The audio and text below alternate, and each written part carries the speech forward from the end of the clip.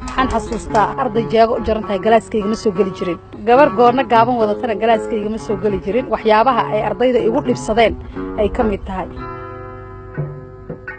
marka ka hor inta aadan baarlamaanka ay ku soo biirin oo 2012 ka hor shaqadaadu maxay ahayd askarin jirtay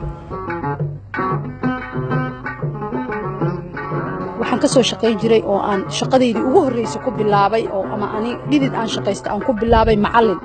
6 sano ayaa waxaan macallin ka ahaa iskuul almasal la dhaho waligay iyo allahay galaas aan ilaalinayo qasad arday qash ugu ma dhaafin waligay iyo allahay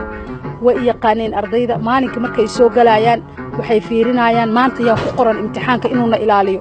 macallin aamina ku qoran hadii la dhaho wallahi wixii dhig jiray wayba na arkaysaa inaan xagga iska dhignaa noo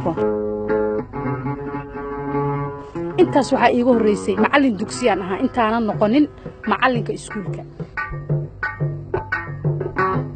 isbaaru dhiganaya hadana wuu igu tixgelinaya inaan macallinkiisii ahay ama aniga hooyaday ay tahay oo macallimadiisii aan ahay